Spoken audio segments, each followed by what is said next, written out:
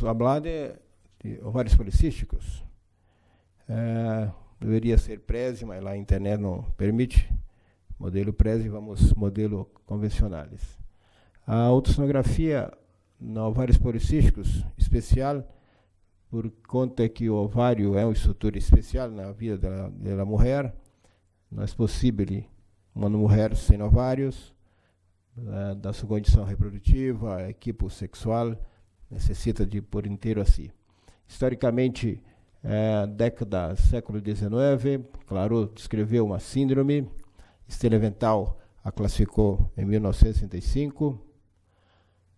Existem fatores gênicos, fatores endócrinos, ambientais, emocionais. Existe, portanto, já definido no grupo de Steleventhal que existe um gene da insulina envolvido com o gene da síndrome de ovários policísticos, o gene da insulina muito direcionado à síndrome metabólica, obesidade, as complicações metabólicas, e o gene dos ovários policísticos da síndrome de Steleventhal, nesse sentido dos ovários deformados. Existem praticamente dois tipos de apresentações clínicas, dois fenótipos. Primeiro de Steleventhal, próprio da adolescência, das alterações puberais, onde essas mulheres já na puberdade têm atrasos menstruais longos, amenorreias longas, esterilidade importante e grande hirsutismo, grande pirificações. Isto próprio da adolescência por toda a vida. E existe, segundo grupo mais frequente, crescente, que é o grupo da mulher moderna, que se saiu da casa e foi ao trabalho, que se vai às condições ambientais. Essa mulher tem hoje uma condição fenotípica de hirsutismo discreto, atrasos menstruais mais curtos, mas aumenta muito o grupo de esterilidade conjugal. Hoje o fator feminino mais importante de esterilidade conjugal são os ovários policísticos. Há um retrocontrole impróprio do sistema hipotálamo hipófise ovariano, que gera, portanto, anovulia. E aí, basicamente, temos duas grandes fisiopatologias. A primeira, a anovulia, a falta de ovulação, que promove alterações menstruais e promove esterilidade. E a segunda fisiopatologia, do excesso de androgênios, que promove alterações dermatológicas, do tipo hirsutismo, acne, acantose nigrans. Acompanhado disso, o ovário não é um ovário doente, é um ovário deformado. A doença não é originalmente do ovário. Os ovários ficam, então, policísticos. E esse aspecto policístico é um aspecto anatômico, não doentio, não patológico. Os ecografistas têm muita dificuldade nisso, porque começam a inverter o diagnóstico. Ao achar o ovário policísticos, levam a conotação à síndrome. Isso não é verdadeiro. É importante que haja clínica associada e, portanto, é considerado uma síndrome. E síndrome é o conjunto de sinais e sintomas. Há que ter o sintoma para ter a síndrome, né? Então, se a imagem ecográfica é pura, sem sintomas, isso não é sindrômico, né? Há que ter o quadro sintomático para ser síndrome, né? E aí, portanto, essa é a conjunção que o ecografista tem muita dificuldade nessa composição e nesse diagnóstico. Então, o hiperandrogenismo e a anovulia são os grandes elementos dessa doença, e o diagnóstico passa por modificações complexas, enzimáticas, hormoniais, bioquímicas, de todo o sistema, que vai do tálamo, da hipófise até a função ovariana nessa composição. Outra grande dificuldade é a associação entre ovários policísticos e obesidade. As pessoas, de regra geral, misturam as duas coisas, e eles são totalmente independentes. Há correlações e inter-relações, porém de independência. São duas síndromes independentes. Ovários policísticos, síndrome metabólica. Independentes, porém próximas, pareadas. E há que entender assim: clinicamente, o ovário policístico gera infertilidade, é a causa feminina mais importante. Hirsutismo, purificações menores no grupo mais atual, e hirsutismo maior no grupo mais tradicional do Steleventhal. Obesidade não faz parte do diagnóstico básico dos ovários policísticos, mas há uma associação entre as duas síndromes. E as alterações menstruais para menos, atrasos, hispaniomenorreias, mais longos, amenorreias. O híbrido tem relação direta com a teca interna, por estímulo do LH, De regra geral, esse ovário tem um LH um pouco mais elevado na periferia do sangue dessa mulher, e o FSH tem uma produção estrogênica menor, porém continuada, sem oposição progesterônica. Esse evento promove, de regra geral, um crescimento anormal do endométrio e promove patologias endometriais. Aí está o aspecto anatômico do ovário policístico, liso, a albugina espessa, que lembra testículos, né? Lembra testículos. Então, o diagnóstico tradicional com a história clínica, que é importante. Para começar, o diagnóstico começa com sintomas, por isso clínica. Um diagnóstico antigo, sangue periférico, a relação LH-FSH maior que 2,5. Pode estar ou não associado a elevação de prolactinas e galactorreias, e ultrassonografia. E o teste de deprivação progesterônica, que é feito com progestagênio durante 7 a 10 dias em mulheres amenorreicas, e se ela tem sangramento seguida, esse é um diagnóstico clínico da anovuria. O Consenso de Roterdã é que trouxe a condição do diagnóstico em 2003, trazendo um norte nesse sentido. E aqui, portanto, começa com clínica. A clínica é mais importante, a clínica da anovulia ou oligovulia. A anovulia que gera atrasos menstruais e que gera, portanto, ciclos irregulares. E o hirsutismo, que vem do hiperandrogenismo. Então, a clínica contempla os dois elementos da fisiopatologia, né? O hirsutismo do hiperandrogenismo e a anovulia que gera esterilidade. Laboratorialmente, pode-se confirmar um hiperandrogenismo, né, no sangue periférico dessa mulher. E a ultrassonografia incorporada no diagnóstico. Roterdã incorporou e retirou os outros critérios anteriores. Então, é clínica e ultrassom, basicamente. E, eventualmente, complementado com diagnóstico laboratorial. Segundo Roterdã, aqui tem dos 3 critérios: clínica do hiperandrogenismo, clínica da anovulia. E o terceiro critério, que é ecográfico. Ecograficamente, aumento ovariano bilateral, predominância estromal, periferia ovariana repleta de folículos, excesso de folículos secundários e caracterizando assim, portanto, que num corte isolado se tenha mais que 12 folículos antrais, essa composição traria um diagnóstico ecográfico de anovulia associado à clínica. Então, dos 3 critérios, 2 clínicos e um ecográfico, para o diagnóstico de Roterdã bastariam 2 critérios. Então, veja que o critério único de ultrassom não dá o diagnóstico. Há que ter pelo menos um critério clínico. E aí é que é a dificuldade do ecografista. Existem pelo menos 3 momentos na vida da mulher fisiológicos onde os ovários ficam assim. A mulher na puberdade, a mulher no climatério, a perimenopausal, e a mulher no período puerperal, pós-parto, os ovários ficam com características anovulatórias e tem essa formação anatômica, mas não tem quadro clínico correlato. Portanto, essa mulher, nesses 3 momentos, teria anatomicamente e ecograficamente ovários policísticos, mas não tem clínica. Se não tem clínica, não entra na síndrome. Assim, portanto, há que ter a conotação clínica. Ecograficamente, os folículos, em média, de 2 abaixo de 10 milímetros, há um aumento ovariano bilateral, de regra acima de 9, 10 centímetros cúbicos, quase sempre bilateral. Há uma predominância estromal, em detrimento do patrimônio folicular, os folículos predominantemente na periferia do ovário, e se contém pelo menos 12 folículos antrais nesses ovários, caracterizando uma presença excessiva de folículos antrais. E é por essa conotação, e eu disse na aula anterior, que a reserva ovariana de regra geral se encontra exagerada, e são mulheres que, quando são induzidas à ovulação para conseguir gravidez, os indutores de ovulação promovem a resposta 8 ou 80, ou não responde nada, ou faz hiperestímulo. Então, o grupo maior de hiperestímulo se encontra aqui. E ele fica assim, predominância estromal, vários folículos na periferia, caracterizando, portanto, no corte pelo menos 12 folículos. Esse é o formato ecográfico dos ovários policísticos. Se tem esse formato e não tem clínica, isso é descrito como presença folicular periférica, mas conclui-se como pelve acusticamente normal. Essa mulher está normal, porque não tem doença e não tem clínica. E aí é a dificuldade. O ecografista não suporta a ideia de ver essa imagem e não dá diagnóstico de ovários policísticos. É um sofrimento, né? A gente ensina aqui sempre que, se não tem imagem, descreva o aspecto anatômico e conclua como normal, porque não há doença aí. Ela deve estar no puerpério ou coisa parecida, né?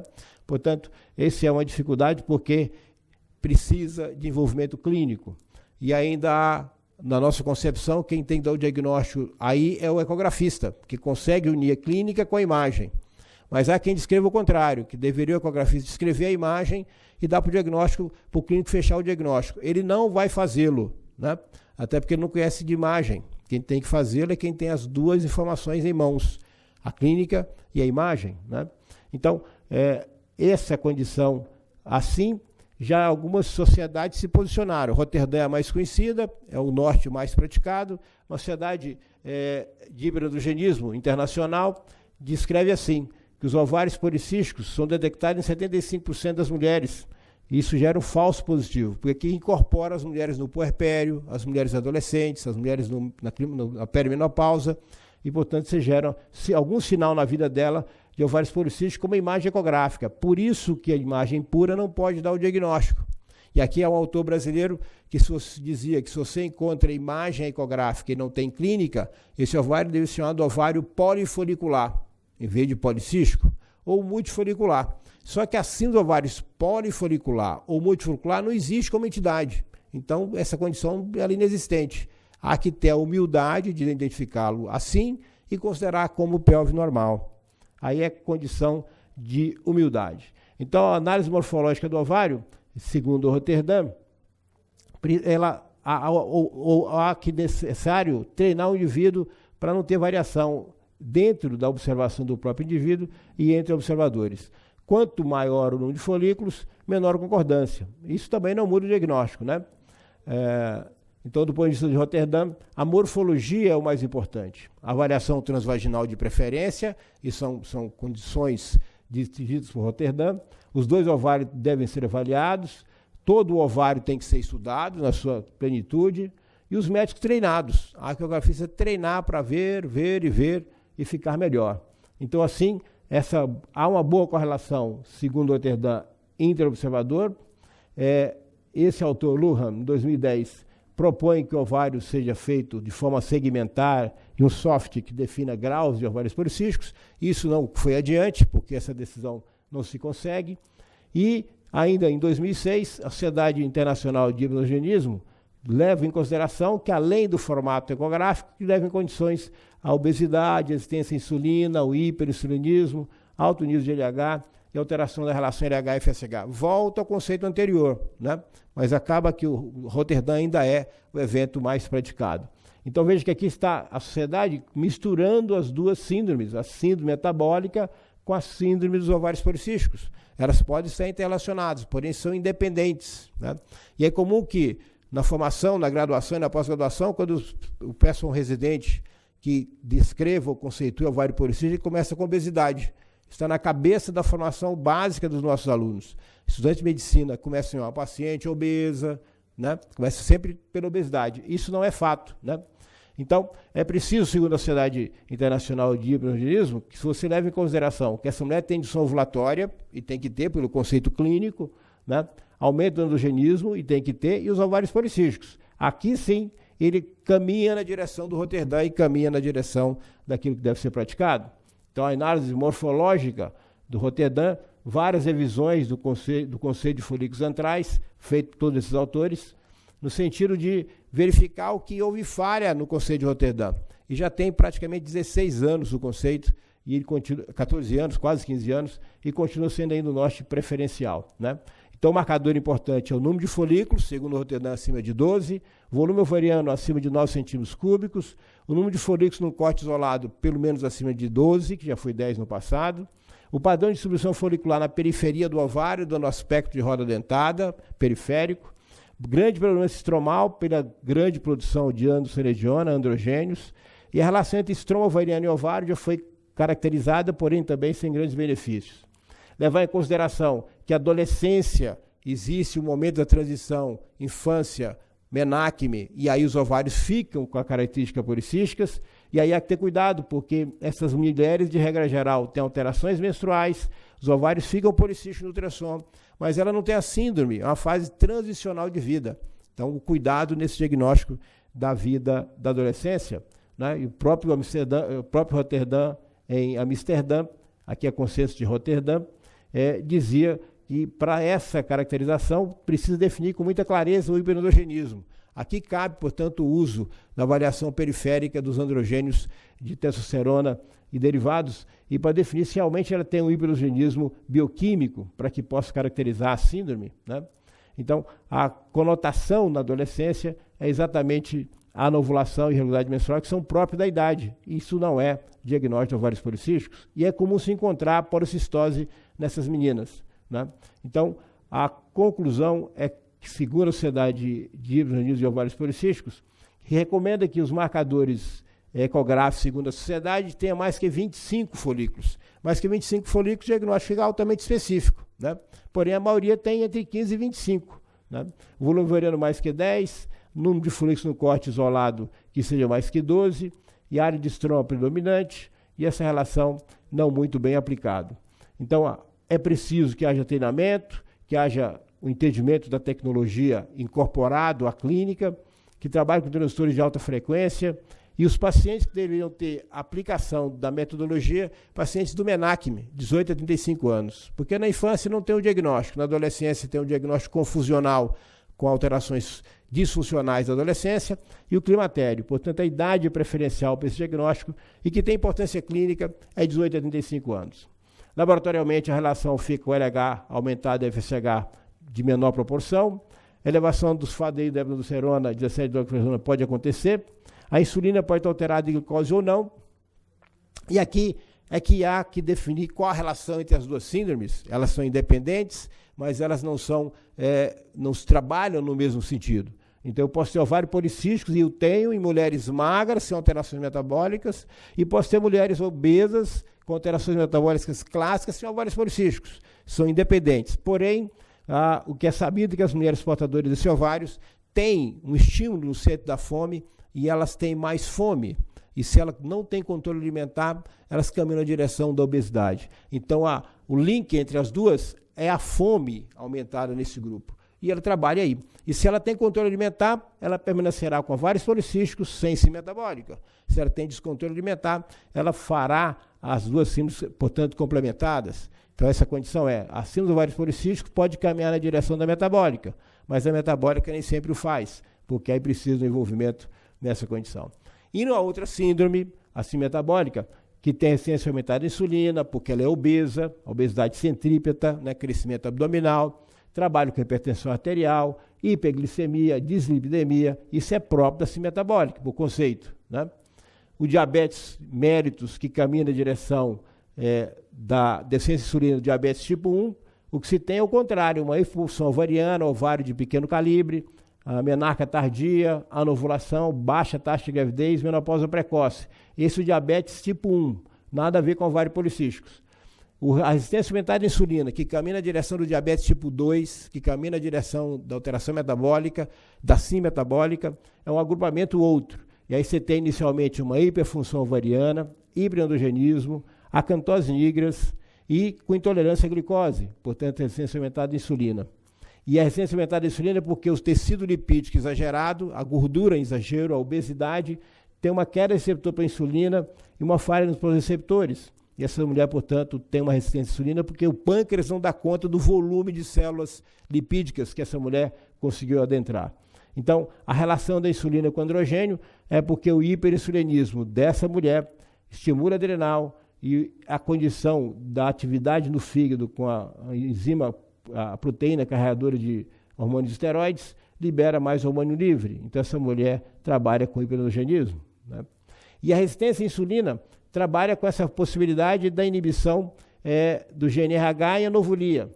E a resistência à insulina, a ausência de saciedade, então, de regra geral, os ovários policísticos têm essa condição. Ela é ausência de saciedade, ela alimenta e continua com fome. Por isso caminha na direção da obesidade, pelo aumento do apetite, que gera, então, a obesidade. E o diagnóstico da resistência aumentada à insulina, que deve ser praticado em qualquer paciente obesa e qualquer paciente com síndrome metabólica, e independente de ter ovário policísticos ou não, esse é o critério bioquímico mais utilizado por ser mais simples. A relação glicose e insulina abaixo de 4,5 caracteriza a resistência aumentada à insulina. E essa paciente caminha na direção da obesidade e do diabetes tipo 2. Diabetes tipo 2, síndrome metabólica, você tem o encurtamento de quantidade de vida, de dias, e o encurtamento da qualidade de vida. Então, se perde em quantidade e em qualidade. Então, a relação dos ovários policísticos e síndrome metabólica é que, quando presente a obesidade, tem resistência aumentada à insulina, obesidade centrípeta, hipertensão arterial sistêmica, diabetes tipo 2, dislipidemia, no momento mediano da evolução. Aí essas ações que são próprias dessa síndrome complicam a vida da mulher portadora de ovários policísticos. E a longo prazo, a permanecer assim metabólica em cima dos ovários policísticos, nós teremos aumento da dislipidemia, aumento do diabetes, aumento do carcinoma de endométrio, né, pela conta da obesidade, aumento da hipertensão sistêmica em 4 vezes, infarto agudo do miocárdio, portanto, encurtamento de vida. Essas mulheres morrem aos 60 anos, né, por conta disso. E se ela tem aumento e queda da fibrinólise, com alterações da coagulação. Então, as mulheres de ovários policísticos que caminham na síndrome metabólica têm qualidade e quantidade de vida prejudicado. E se você tem intervenção como clínico, como ecografista, no diagnóstico e na definição do prognóstico, deve ela fazer controle alimentar. Se ela faz controle alimentar, não terá síndrome metabólica e não terá esses eventos complicadores. Portanto, isso é próprio daquela condição. Do ponto de vista da reprodução, esses ovários são resistentes ou fazem hiperestímulo. É a resposta 8 ou 80. Mulheres de ovários policísticos respondem mal aos indutores para inseminação artificial ou fertilização in vitro, ou respondem depois demais, fazendo assim do hiperestímulo. Os ovários policísticos, diagnóstico diferencial da hiperplasia congênita suprarrenal, onde a 17-hidroxiprogesterona faz o diagnóstico diferencial, a síndrome de Cushing, né, na produção excessiva de corticoides, e a dosagem do corticoide faz o diagnóstico diferencial, ou tumor secretor de androgênio da suprarrenal, ou até do próprio ovário, no ovário a renoblastoma, na suprarrenal adenoma cortical, que também o diagnóstico da dosagem do sulfato de hidroepiandrosterona faz o diagnóstico. Portanto, há que pensar nessas duas condições. Então, o mais importante é que o diagnóstico do ovários policísticos carrega ainda Roterdã como norte. São 3 critérios, 2 clínicos, um ecográfico, e há que ter pelo menos 2 critérios no diagnóstico. E eu tenho que ter humildade, se só tem ecografia e não tem clínica, eu vou dizer que aquilo está normal, apesar da morfologia estar alterada. Ponto. A relação do ovários policísticos e metabólicos são de independência, né? Porém, ela pode, se há descontrole alimentar, caminhar na direção assim metabólica e ter toda a sua qualidade de vida e quantidade de vida prejudicados do ponto de vista reprodutivo e do ponto de vista geral de vida. Poderia viver 100 anos com a boa alimentação, ela viverá 55 ou 60 anos, perdendo 40 anos de vida por conta da síndrome metabólica. Portanto, a síndrome metabólica tem que ter um cuidado à parte, independente do ovário policístico, mas é de grande relevância porque a nossa população hoje é cada vez mais obesa. No Brasil, hoje, 30% da nossa população já é de obesidade. Portanto, o sobrepeso ou obesidade. E aí não misturar as duas síndromes, elas são absolutamente independentes, porém relacionadas especialmente às mulheres que atendem ao aumento do seu apetite e acabam caminhando na direção da síndrome metabólica e de todos os seus eventos complicadores. Então, o controle alimentar é a grande saída para a melhoria da quantidade de vida, qualidade de vida e melhoria reprodutiva. O bom controle alimentar favorece a boa reprodução, a boa gravidez, o bom pré-natal e menores índices de complicações do tipo pré-eclâmpsia, diabetes gestacional, que acontece comumente na mulher portadora de síndrome metabólica. Muito obrigado.